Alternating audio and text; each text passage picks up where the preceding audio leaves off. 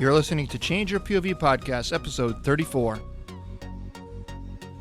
There was a lot of places they sent us up in the mountains, but we had 5 places. They were called I Drank Valley, I Saw Valley, Happy Valley, Bong Song, and the Picket Line. When we knew we were going to one of those 5 places, we doubled up on whatever you could carry. January the 31st, 1966, they assigned me as an ammo bearer, and we walked into a huge ambush.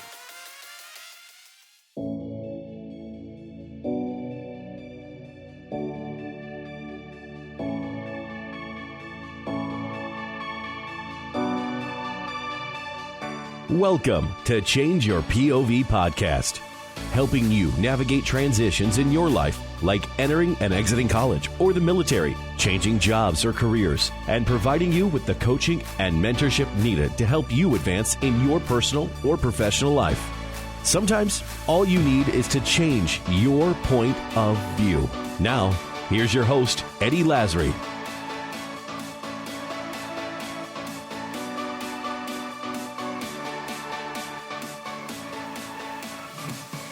Welcome to Change Your POV Podcast. I'm your host, Eddie Lazary. Today, I have with us Sergeant Russ Waltman. This interview is with the first Vietnam veteran I've had an opportunity to interview. He served 2 tours in Vietnam, and you're going to get a chance to hear his story. This interview went a little bit long, so I broke it up into 2 episodes. This is the first of 2-part series. Tune in next week as we conclude this outstanding interview with Russ. But first, a word from our sponsors, Audible.com. With over 180,000 books in their library to choose from, there's sure to be something for everyone. If you want to check it out, head on over to changeyourpov.com/free book for your free 30-day trial and your free audio download. Again, that's changeyourpov.com/free book. Now let's check out this interview already in progress.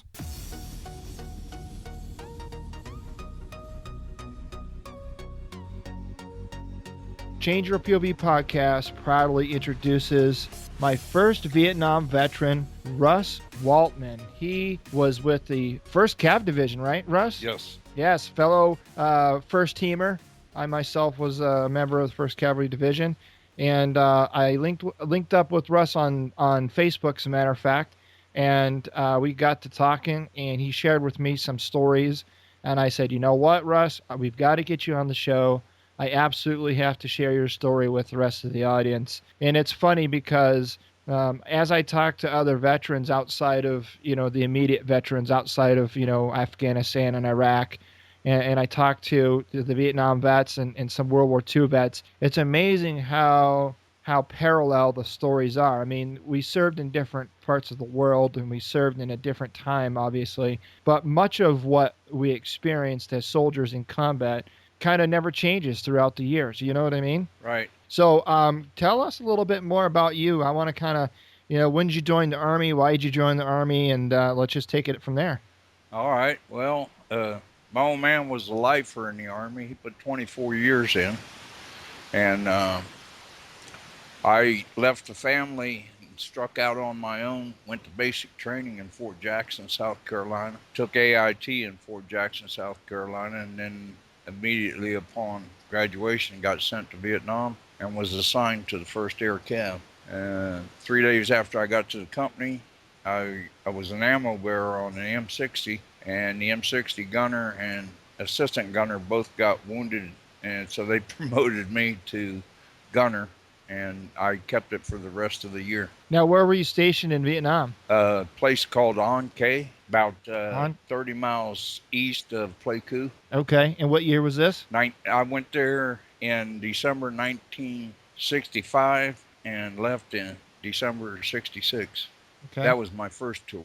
Oh, so you served, what was your second tour? My second tour was with the 9th Division. They had an experimental unit they wanted to try out because unlike the territory in 2 Corps, which is all mountains, hardly any flatline, all the way down in 4 Corps south of Saigon is nothing but rice paddies. So they developed a machine called a Hovercraft. Then they mounted guns on it, and they sent us up to Aberdeen, Maryland for 3 months for training. and then shipped us out over to Vietnam. And we patrolled the Plain of Reeds, is what it was called, around our base camp, Dong Tam, the 9th Division, Dong Tam. I was the door gunner on a hovercraft gunship. You know, not many people in the world can say that, right? No, there was only 3 in the whole war, and our unit only consisted of like 24 guys. So how did you get selected to be part of this elite kind of experimental unit? Well, I'll have to back up to when they sent me home from Vietnam. They gave me a 30-day leave and then told me to report into the 54th Infantry in Fort Knox, Kentucky, to be assigned when I got there. So when I got there, they seen my MOS was infantry, M60 gunner, and they said they had no place to put me except on burial detail. And I asked them if, there was any other possible, and they said no. And they put me on, at the time, there was 500 bodies a week coming home from Vietnam.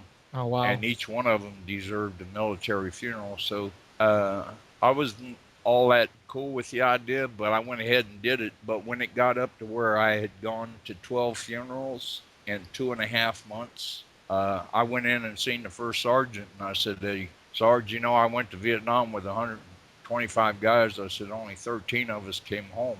But in the last 2.5 months, I've went to 12 funerals." I said, "I just can't do this anymore." I said, I'll even volunteer for KP. Just get me off the funeral detail." And he says, "Well, when you took your basic in June and 29th, when you went in basic in 1965, he said they were teaching you World War II tactics." I said, "Yeah, we had no training whatsoever on Vietnam. But when I came back and complained about being on funeral detail, what they did is Fort Knox at the time was a basic training center, and at 4:30 in the morning, we had to dress up in black pajamas with them upside down straw hats that the BC wore. Yeah. And they would take us out in the woods. And the ironic part about it, the trainees we were going to train, they had M14s with blank adapters or M16s. But what they gave us was plywood cutouts of a AK-47 painted black on both sides. And our sergeant told us, he said, "You go out in the woods and you lay up an L-shaped ambush, and then we're going to bring recruits through.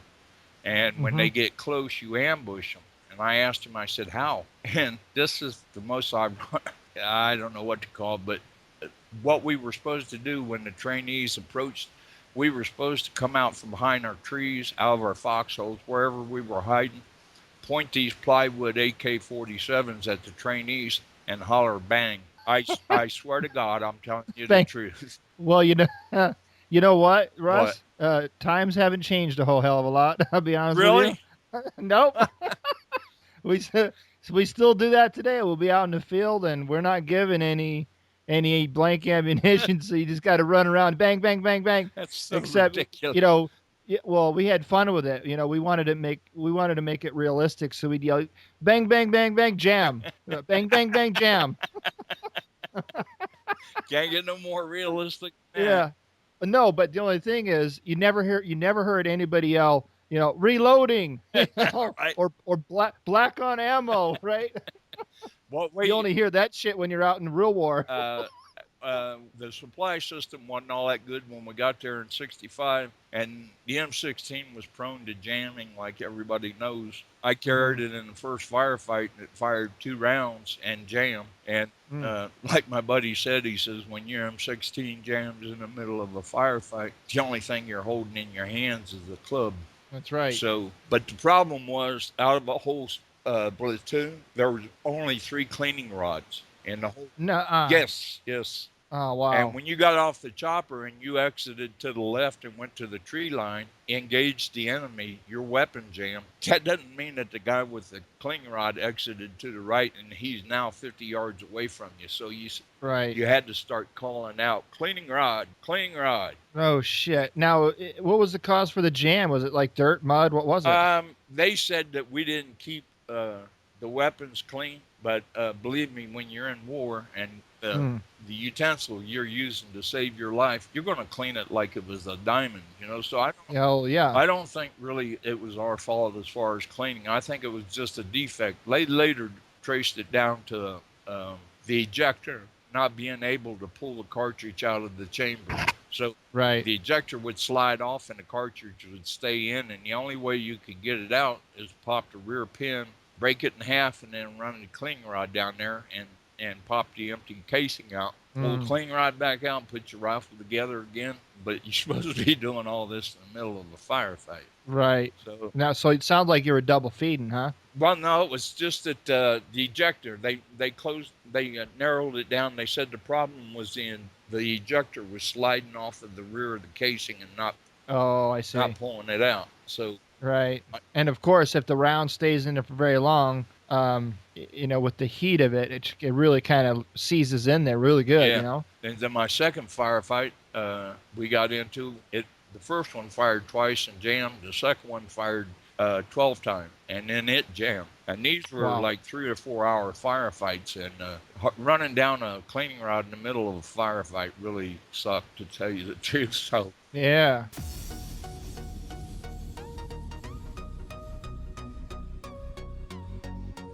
So what did you carry for combat load? Like how many mags? As much as you could carry. And we had different areas. There was 5 places. There was a lot of places they sent us up in the mountains, but we had 5 places. They were called Idrang Valley, Isaw Valley, Happy Valley, Bong Song, and the Picket Line. When we knew we were going to one of those 5 places, we doubled up on whatever you could carry. And then on January the 31st, 1966, they assigned me as an ammo bearer on the M60. And we walked into a huge ambush, and the gunner and the assistant gunner got shot, and I helped load them on a helicopter. And then the sergeant came over and he said, Waltman, he said, you got the M60, and I had it from there on out for the rest of my tour. So I only carried the M16 for like a month. And then so, I mean, you were happy to carry something that fired, but goddamn, that thing was heavy, huh? Yeah, and all the stuff you had to carry with it and all the ammo and everything, it wore your ass down because we were going up mountains and down mountains. There's no flat area up in Two-Chord, which was just below the DMZ. Now, did you guys have to hump the tripod, or did you just use the bipod on it? No, we shit-canned the tripod. That was just extra weight. So hell yeah. If we had time, like when you're ambushed, you ain't really got time to reach out and pull them legs up. So if you got ambushed, more than likely you threw it up on the log and used the log. But if you had time, you extended the bipod legs. Right. Now, as well as I do, when you're in combat, shit's just a blur, right? Yes. I mean, it just, all of a sudden, it pops off, and everybody just goes every which direction. And somebody once asked me, somebody that never went to combat, they said, I don't know how you do it. How do you rise to the occasion? And I thought about that for a minute, and I said, no one in combat ever rises to the occasion. You only drop to your level of training, right? Would you agree with that? 110%. Yeah, because when things are happening, you ain't thinking. You're just reacting, and it isn't until after the firefight's over and you're back, wherever you got to go back to, when all of a sudden it finally hits you and you realize, oh my God, that really happened, and this guy really got hit, and I can't believe I'm still, all those emotions really start to come back. What's one story of your 2 tours? I will cover a few stories, but what's one story that just seems to kind of when somebody mentions Vietnam, what's the one story that kind of comes to the front of your mind first? The very first one was January 31st, 1966. We were with 2nd of the 12th Cav. I was with A Company, and we got a radio message saying that B Company was getting overrun and that we should post haste get to their position to see if we could save the few people that were left. Unfortunately, the VC were monitoring the radio, and they set up an ambush between us and B Company. We almost got to B Company, and they had us in a 360-degree circle, and they opened up and they smoked our ass. That was the worst firefight that we had ever had. And it started about 7:45 in the morning and lasted until 11:30 that night. Wow. Now, were they regulars, or who was the regulars and MVAs? Yeah. Wow. How many, you would say? I don't know, but it's when you got fire coming from 360, it seems like the numbers quadrupled. Oh, hell You yeah. know. Absolutely, yeah. So how did that finally come to an end? Well, the weird thing about it was 90% of the firefight took place in one of the biggest cemeteries in Vietnam, in the Bong Song area, and Hmm. they buried their people with above the ground. I mean, not above the ground, but the dirt mound extended above the ground, and that's Yeah, like Happy Mound. We called them Happy Mounds when I was in Korea. exactly. Uh, Oh, okay, they do the same thing there. Okay, I get it. that's what saved a lot of asses that day because they had us dead to rights. There wasn't nowhere to go but to hide behind those mounds. Wow. And Yeah, I know exactly what you're talking about. I mean, it's kind of ironic that you're using the final resting place of yeah, of a human being as protection, but hey, you get what you get, and that's it. my platoon sergeant came up to me and told me, he said, I want you to take the gun over to the uh, southeast corner by that little mud hut. He said, I want you to set up there until, yeah, as a blocking force until I send for you.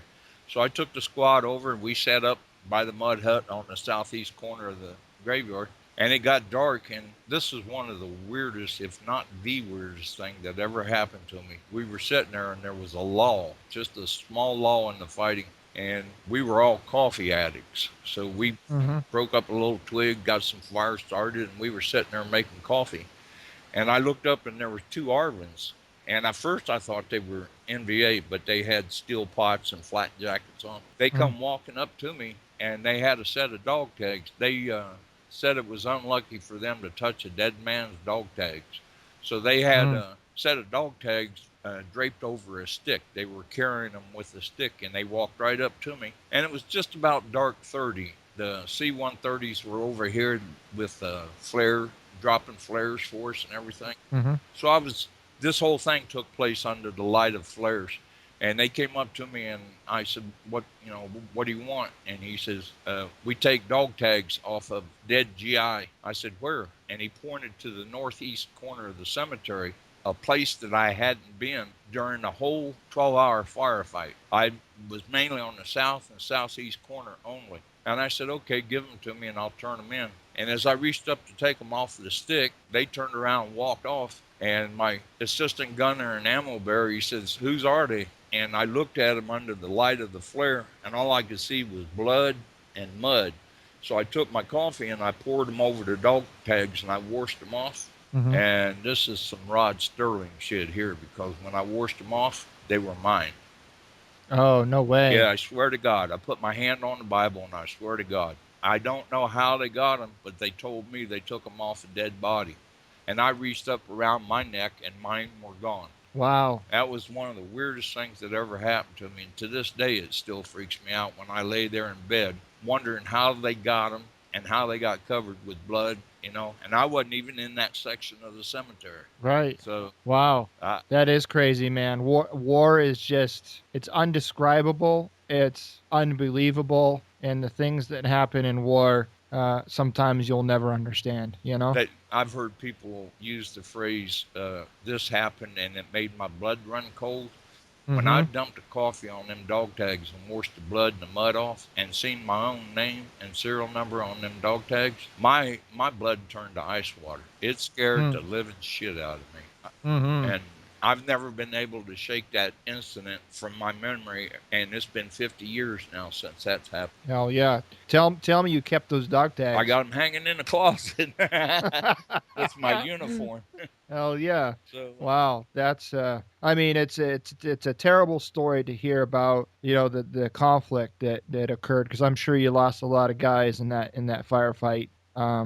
But it's a sobering story. And it's tough. I mean, you go through something like that and you survive on the back end and you wonder, why in the hell did I get out of this? Yeah. Why, I mean, especially as a machine gunner, oftentimes the machine gunners are targeted, more so than any other combatant on the battlefield, because you can create so much havoc and death. But so machine gunners are one of the first targets taken out, or at least they try to, right? Well, yeah.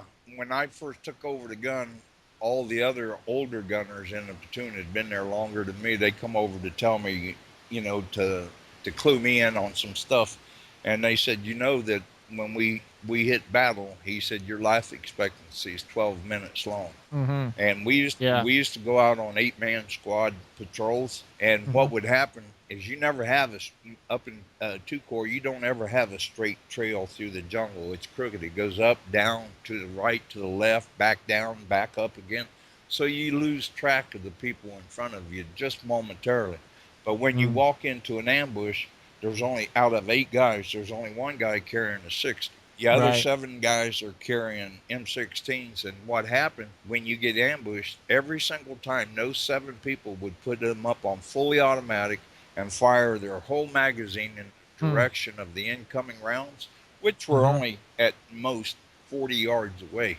But then what left you in a situation is you're 8 men strong and 7 of you are out of ammo and changing clips. So when you open up with a 60, even if you try to disguise your location by only firing 10-round bursts, they still know who you are and where you're at. Right. Definitely. I mean, that when you open up with that pig, man, it definitely sounds different than a 16 on fully auto. You know what I mean? It saved my butt so many times. When I came home, one of the very first tattoos I got, it goes from my elbow all the way down to my wrist, is an M60 gun. Nice. When I first joined the Army, they were actually phasing those out and replacing them with the M249 SAW and 240 Bravos. More efficient, higher rate of fire, all that stuff. The 60s were kind of at the end of their lifespan, I guess. But guys that carried the 60s that I talked to, they love them. You know what I mean? They were reliable, and I wouldn't have given it up for nothing. Never would I went back. What was really ironic was when we took all of our basic and AIT with the M14, and then they made a changeover. We got to Vietnam, and like in civilian life, when you take a job, all the old guys that's been working there, they like to razz you and pull tricks on you and shit. So when we walk into the armor's room, he laid that black plastic rifle up on the table. And what was so ironic about it, at the same time, back in the States, Mattel came out with a toy gun that looked almost like the M16. I thought the armor was pulling a joke on me. I said, okay, give me the 14. He said, no, we turned all the 14s in. He goes, you get a 16. I said, dude, I don't even know how to clean this or tear it apart. He said, He goes, you better learn because you're going out tomorrow. Oh, wow. So 2 firefights with the 16, and then I went to the 60 and I stayed there. Yeah, smart man, that's for sure. We very rarely ever hear the actual recommendation given by the person that recommends an award such as a Silver or Bronze Star. Listen to these words written by Lieutenant Bill Shibler as he recommends Russ for his combat award. The recommendation for the Silver Star with V device for valor and conspicuous gallantry in the face of overwhelming enemy odds. On February 20th, 1966, in the area of Bong Son, South Vietnam, Alpha Company, 2nd Battalion, 12th Cavalry were air assaulted unknowingly into the middle of a much larger enemy unit. The fighting was so furious that day, many of our own men were killed before nightfall. Part of the platoon I was commanding moved forward down a small hill in a vain attempt to rescue members of our battalion recon unit who had gotten cut off from the rest of our company. We never made it. The withering enemy gunfire pinned down the few men we had left, got cut off. It was then an enemy sniper shot me 3 times in the hip, making it impossible for me to move. Fortunately, my radio operator, Sergeant Russ Waltman, then PFC Waltman, came to my aid. He pushed me between several large boulders, thus shielding me from the intense enemy gunfire. Then, with complete disregard for his own safety, he moved forward, killing several enemy soldiers by himself. The rest of my patrol were all dead or had pulled back. Upon returning for me, he himself was shot in the back 3 times. He fell face down at my side. I laid there, not being able to move. Amazingly, as if he were by an unseen hand, Russ began to move his head. All 3 rounds had stuck his radio, rendering it useless. After discarding it, he asked me to put my arms around his neck and hang on. With bullets ripping over the ground all around us, he started back to our own line. We had over 50 yards to go when I began to question if we were going to make it. At one point, we both fell to the ground completely exhausted, but Sergeant Waltman kept shouting at me repeatedly that we were going to make it back. He then further exposed himself to the enemy, moving back to the direction we had just come from, and silenced as many enemy soldiers as he could. If he had not done so, we would have been pinned down and most likely overran. Suddenly, the enemy gunfire began to slack off. Sergeant Waltman shouted, "This was our only chance." Once again, he started to carry me back. Finally, we struggled back into our company's perimeter as startled men watched the two of us emerge alone out of such heavy enemy gunfire. Although I was now safely inside our lines, Sergeant Waltman still was not finished. He grabbed an unused machine gun and began firing effectively back into the onrushing enemy, hence preventing them from running our positions. For his heroic actions in the face of most certain death, and for saving my life that day, I would like to award Sergeant Russ Waltman the Silver Star with V for Valor. Thank you. Honorably, Lieutenant Bill Schubler. I told you that bad 12-hour ambush on January the 31st. Yeah. Well, when we got, they had to bring us back to base camp because we had lost so many men. Instead of going to other units and getting 3 or 4 combat vets that knew what they were doing, they replaced all of our KIAs and WIAs with fresh green troops. Right out of the replacement center. And I went to the CO and I told him, his name was Captain Fox. He stayed in the service and retired a full bird colonel. But I told him, we actually had a good relationship. I said, "Sir, we go back out in the jungle with these many green troops." I said, "We're just looking for an ass kicking." He says, "I'm sorry." He said, "The word come down from above." So we went back out in the field, and the very next month, the 20th of February, they landed us on top of the hill, and it was a one-ship LZ, and we had 4 ships. 3 circled by 1 landed, dropped off the 8 men, and they'd take off another one, come in, and so on and so forth.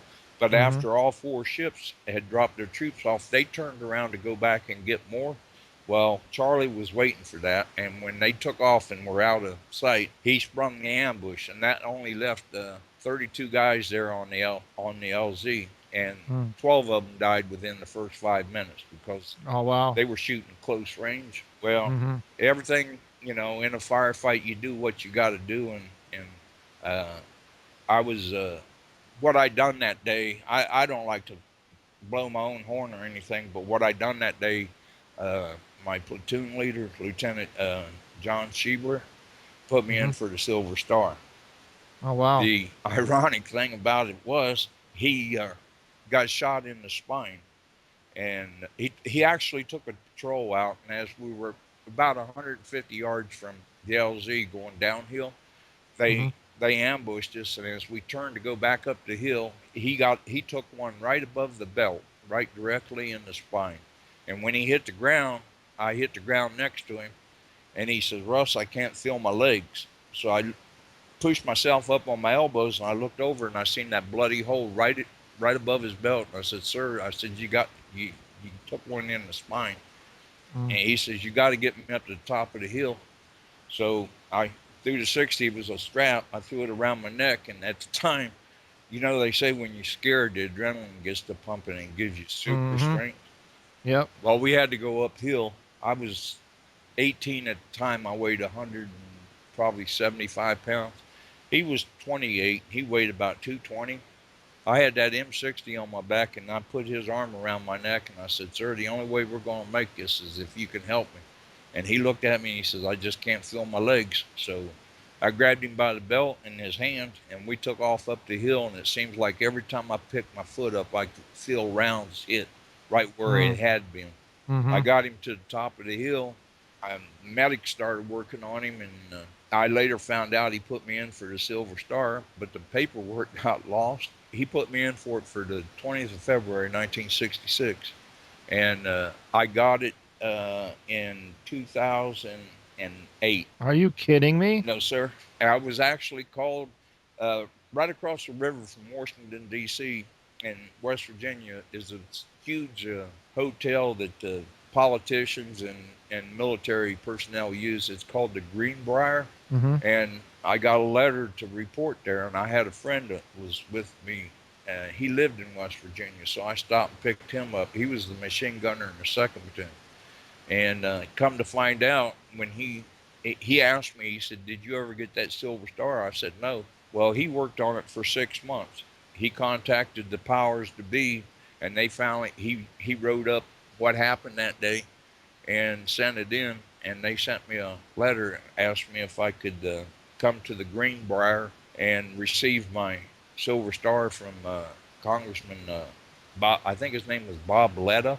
So I stopped and I picked Al Moore up, the M60 gunner from the 2nd Platoon. We went up to the Greenbrier, and we went into the hotel or meeting place, and there was just the congressman, his secretary, and a couple of photographers, myself and Al.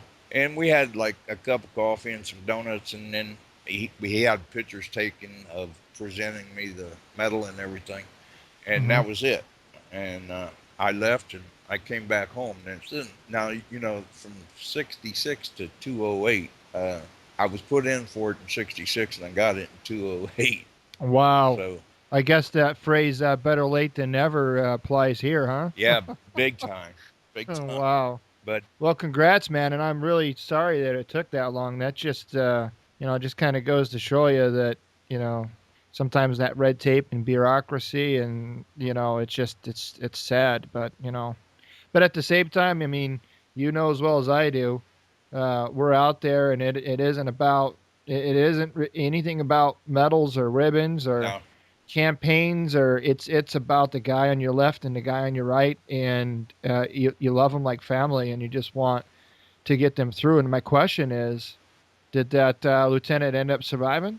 Yeah, he came home and was diagnosed with multiple sclerosis and confined to a wheelchair. Wow. And I wrote to Army, and he couldn't be at the presentation because he was wheelchair bound, and he comes from Eden Prairie, Minnesota. So I got his address, and myself and Al Moore drove up there to see him, and we spent 2 days with him. And he apologized. He said, when they got me to Japan, he said, I wrote up your citation and everything, and they took me into surgery. And he said, when I woke up, I was in the States. Wow. So I said, well, my buddy Al tells me that he found out when I didn't get it, that he went ahead and pushed through his congressman to have it issued. And so the lieutenant put in his papers and signed them and everything. So wow, that's cool. Well, I'm glad that congressman and everybody did the right thing. That's awesome. Yes.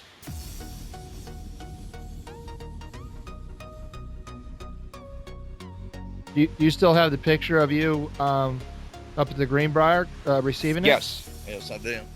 All right, I'm going to have you email that to me because I'm going to add that picture to the show notes of this episode. That's awesome. About after I came home, I'm going to jump ahead a little bit. Okay. I live in Ohio, real close to the Indiana state line, about 28 miles from a town called Kokomo. And they have a big Vietnam veterans reunion there outside every year. And it just keeps growing every year. It just keeps getting bigger and bigger and bigger. First time I went there was 3,000 people camped out in this big open field. And the last time I went there was 10,000 people. So we pulled the trailer over there and set it up.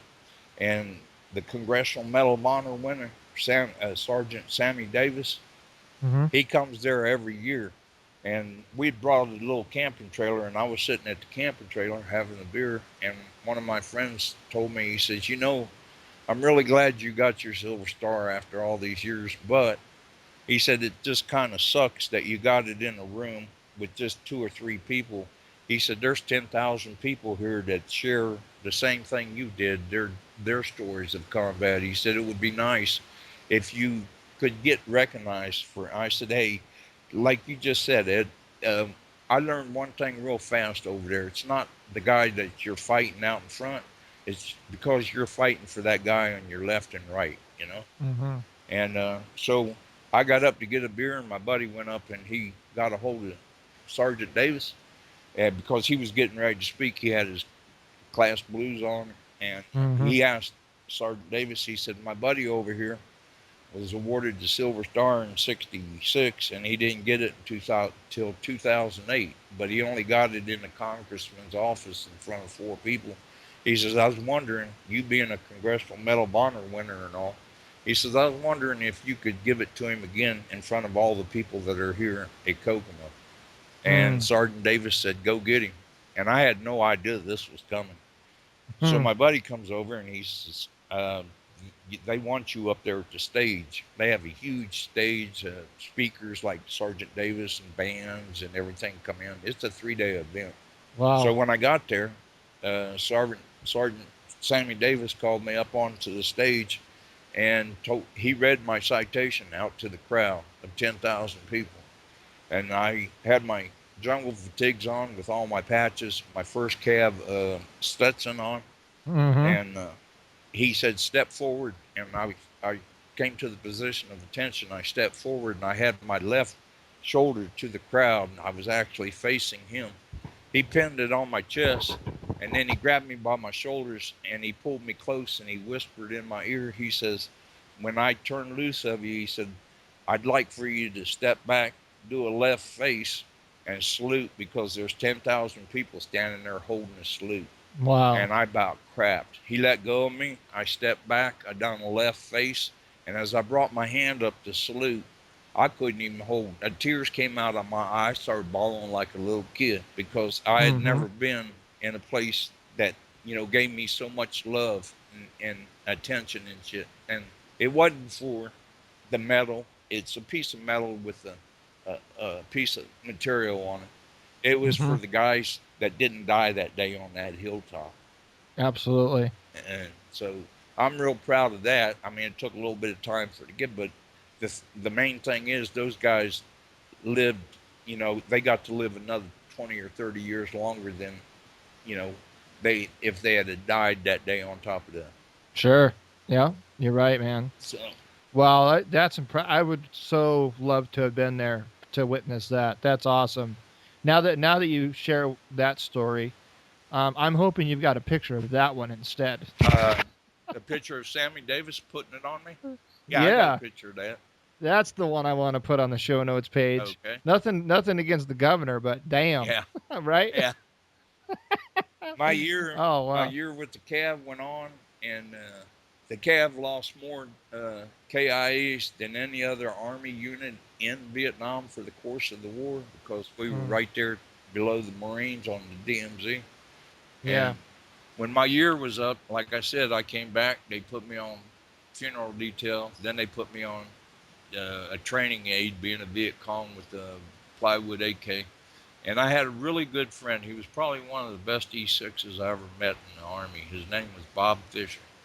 And I was in bed in the billets. This is back in Fort Knox now, in 1967. About 2 o'clock in the morning, I heard him coming through the halls, hollering out my name. Waltman, where you at? So I got out of bed and I met him in the hallway. I said, what's up, Bob? He goes, man, he says, I know how much you thought burial detail sucked and how much you don't like dressing up as a Viet Cong and hollering bang, bang, bang. I said, where are you going with this? He said, I just found out that they're forming an experimental unit. They're going to have 3 experimental hovercraft gunships, and they need M60 gunners.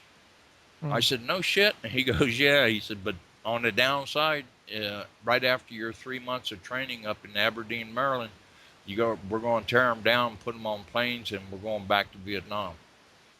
So he said, do you want to stay here and put up with their bullshit, or do you want to go back and fight? And I thought, well, if I ain't going to be humping up and down mountains, and if I'm going to be riding this time, yeah, I'll do it. So we went out and had a few beers, and the next morning went in, seen First Sergeant, and signed our name up, and we got sent to Aberdeen, Maryland, proving grounds, and right on the Chesapeake Bay.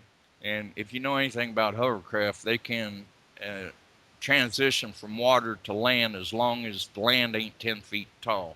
We could go over anything that as long as it wasn't over 10 feet. So if, like, we were going down a canal, we got ambushed, we could hang a left or a right and just go right up over the bank and right out across the rice paddies, to get out of the ambush area.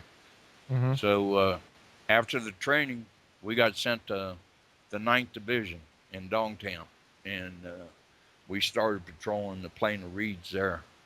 And so there was, you said, 3 of these hovercrafts in duty over there at this time, right? Yeah. Bell Aeronautics System, the same people that made the Huey, they're Yep. they're the ones that built these 3 hovercraft. Okay. They call them the air cushion vehicles, and we late. What did you guys call them? Come on now, I know better. You know what they call B-52? BM, what is it?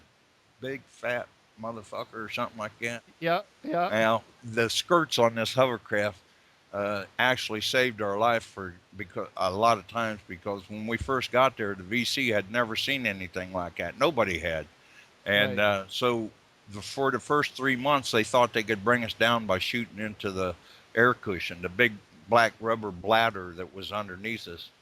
But it would be like going to a gas station and hooking up an air hose to an inner tube and sitting there punching holes in it with an ice pick.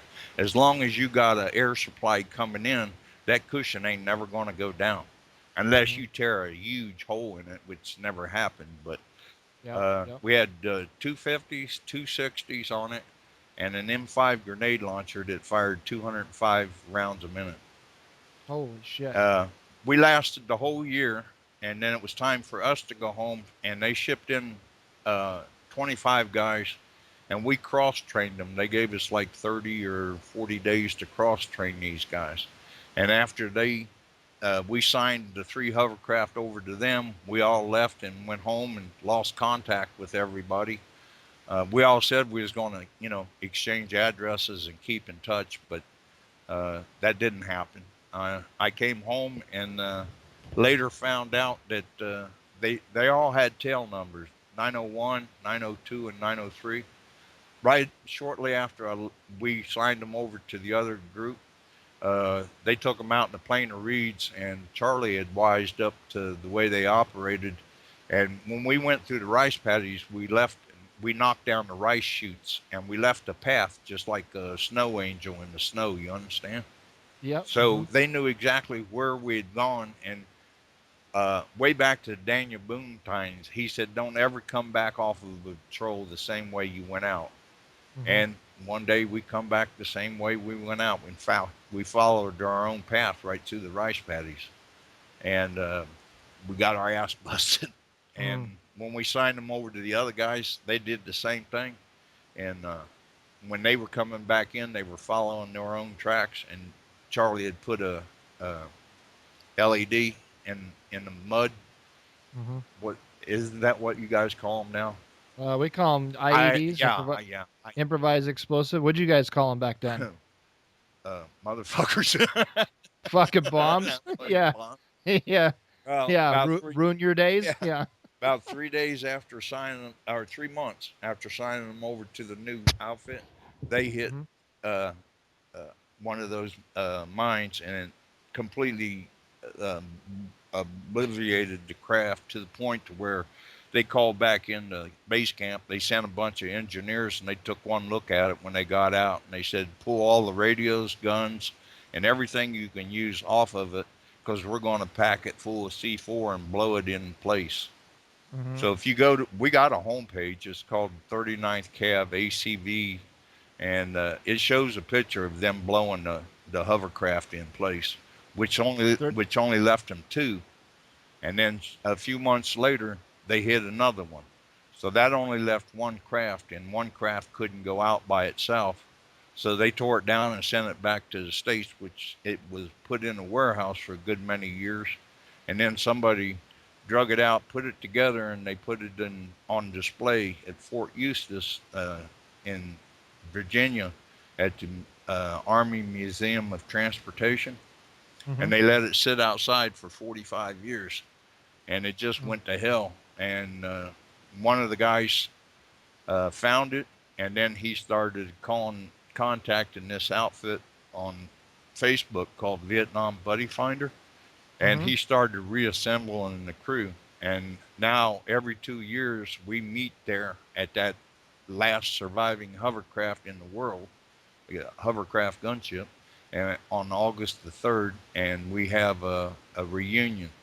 The original group and the 2 groups that came behind us. Wow. How many of you guys are left now?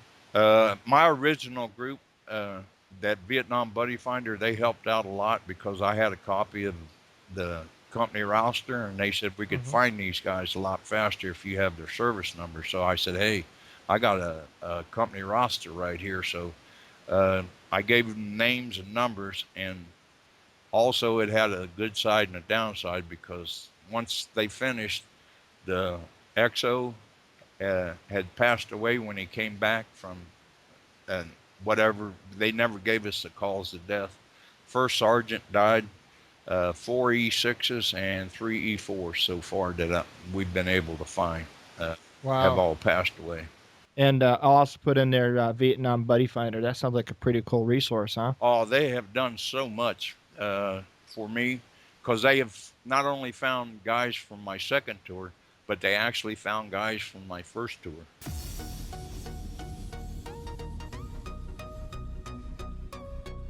All right, folks, I'm cutting it here this week. You can find everything we talked about at the show notes page by heading over to changeyourpov.com/episode 34. Tune in next week as Russ and I conclude this 2-part series, and he shares with us some more stories from his time in Vietnam. Never miss an episode. Hit subscribe on your podcast player of choice. We have a lot more great content headed your way. If you want to reach out to me directly, you can email me at eddie@changeyourpov.com. I would love to hear from you. Until next time.